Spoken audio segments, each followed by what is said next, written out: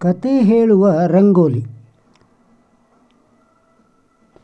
ನಮ್ಮ ಹಿಂದೂ ಸಂಪ್ರದಾಯದಲ್ಲಿ ರಂಗೋಲಿ ಹಾಕುವುದು ಒಂದು ಶಾಸ್ತ್ರವಾಗಿ ಬೆಳೆದು ಬಂದಿದೆ. ಆದರೆ ಅದರ ಹಿಂದೆ ಹಲವಾರು ಕಾರಣಗಳು ಅಡಗಿದೆ. ಮೊದಲೆಲ್ಲ ಸರೀಸೃಪಗಳು ಮನೆಯ ಅಕ್ಕಪಕ್ಕದಲ್ಲಿ ಓಡಾಡುತ್ತಿದ್ದವು.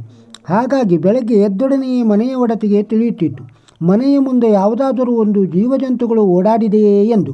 ಅಷ್ಟೇ ಅಲ್ಲದೆ ಸಗಣಿಯ ನೀರಿನಲ್ಲಿ ಮನೆಯ ಅಂಗಳವನ್ನು ಶುದ್ಧ ಮಾಡಿ ಶುದ್ಧ ಅಕ್ಕಿ ಹಿಟ್ಟಿನಿಂದ ರಂಗೋಲಿಯನ್ನು ಬರೆಯುತ್ತಿದ್ದರು.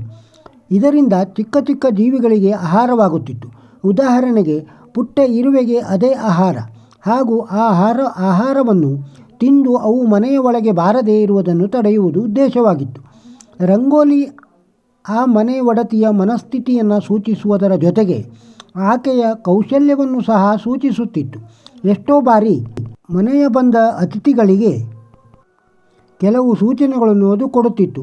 ಉದಾಹರಣೆಗೆ, ಮನೆಯಲ್ಲಿ ಸಾವಾಗಿದ್ದರೆ ವರ್ಷದವರೆಗೆ ಮನೆಯ ಮುಂದೆ ರಂಗೋಲಿ ಹಾಕುವುದಿಲ್ಲ. ಇದರಿಂದ ಮನೆಗೆ ಬರುವ ಅತಿಥಿಗಳಿಗೆ ಮನೆಯವರ ಮನಸ್ಥಿತಿ ತಿಳಿಯುತ್ತಿತ್ತು.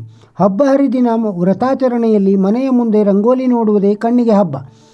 ಆ ಬಣ್ಣ ಬಣ್ಣದ ರಂಗೋಲಿಯನ್ನು ನೋಡಿದಾಗ ಮನಸ್ಸು ಆನಂದದಿಂದ ತುಂಬುತ್ತಿತ್ತು. ಅಷ್ಟೇ ಅಲ್ಲದೆ ರಂಗೋಲಿಯನ್ನು ತೋರುಬೆರಳು ಮತ್ತು ಹೆಬ್ಬೆರಳನ್ನು ಬಳಸಿ ಹಾಕುವುದರಿಂದ ಏಕಾಗ್ರತೆ ಹೆಚ್ಚುತ್ತಿತ್ತು. ಅದರಲ್ಲೂ ಮುಂಜಾನೆಯ ಸೂರ್ಯಕಿರಣ ಮನೆಯ ಒಡತಿಗೆ ಸಿಗಲಿ ಎಂಬುದೇ ನಮ್ಮ ಹಿರಿಯರ ಉದ್ದೇಶವಾಗಿತ್ತು. ಹಾಗಾಗಿ ಸೂರ್ಯೋದಯದ ಸಮಯದಲ್ಲಿ ಮನೆಯ ಅಂಗಳವನ್ನು ಸಾರಿಸಿ ಗುಡಿಸಿ ರಂಗೋಲಿಯನ್ನು ಹಾಕುವ ಪದ್ಧತಿ ಬಂದಿತೆಂದರೆ ತಪ್ಪಾಗುವುದಿಲ್ಲ. ಆದರೆ ಈಗ ಆ ಎಲ್ಲ ಸುಂದರ ಪದ್ಧತಿಗಳು ಅದರ ಹಿಂದಿನ ಸತ್ಯವನ್ನು ಅರಿಯದೆ ರಾತ್ರಿಯೇ ರಂಗೋಲಿ ಹಾಕಿ ನನ್ನ ಕೆಲಸ ಮುಗಿಯಿತು ಎನ್ನುವ ಹೆಂಗಸರುಗಳೇ ಹೆಚ್ಚು. ರಂಗೋಲಿ ಮನೆ ಮುಂದೆ ಇರಬೇಕು ಅನ್ನುವ ಉದ್ದೇಶದಿಂದ ಪ್ಲಾಸ್ಟಿಕ್ ರಂಗೋಲಿಗಳನ್ನು ಅಂಟಿಸಿ ಕೆಲಸವನ್ನು ಮುಗಿಸುತ್ತಾರೆ. ಕೆಲಸದ ಒತ್ತಡ ಎಷ್ಟೇ ಇದ್ದರೂ ಅದರ ಹಿಂದಿನ ತಿಳುವಳಿಕೆಯನ್ನು ತಿಳಿದು ನಾವು ಅದನ್ನು ಆಚರಿಸಿದಾಗ ನಾವು ಎಷ್ಟು ತಪ್ಪು ಮಾಡುತ್ತಿದ್ದೇವೆ ಎಂದು ನಮಗೆ ತಿಳಿಯುತ್ತದೆ. ನಮ್ಮ ಹಿರಿಯರು ಹೇಳುತ್ತಿದ್ದ ಮಾತು, ರಂಗೋಲಿ ಹಾಕಿ ರಂಗನನ್ನು ಕರೆ ಎಂದು.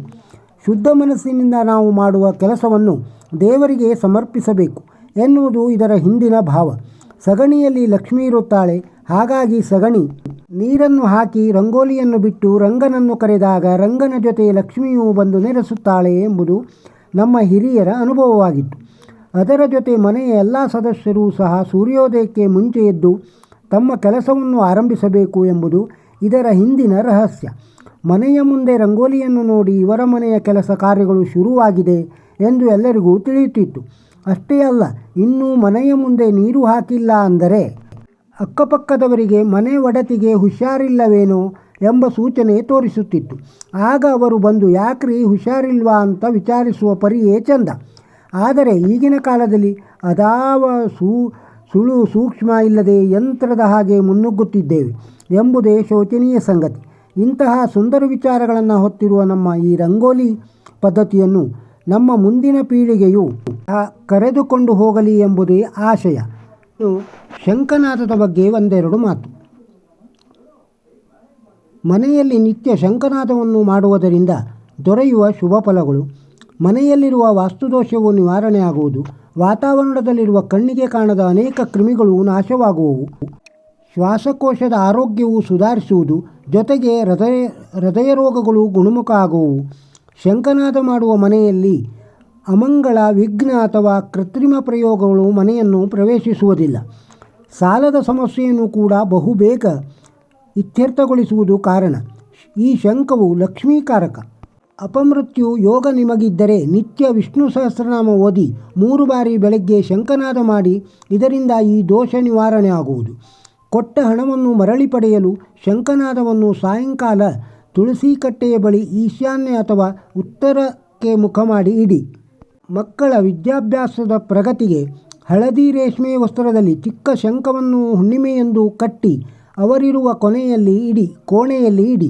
ಉದ್ಯೋಗದ ಸಮಸ್ಯೆ ಇರುವವರು ಬಲಮುರಿ ಶಂಖಕ್ಕೆ ನಿತ್ಯ ಗಂಧ, ಅಕ್ಷತೆ, ಪುಷ್ಪ ಹಾಗೂ ತುಳಸಿಯಿಂದ ಪೂಜಿಸಿ 48 ದಿನಗಳಲ್ಲಿ ಶುಭ ಫಲವನ್ನು ಪಡೆಯುವಿರಿ.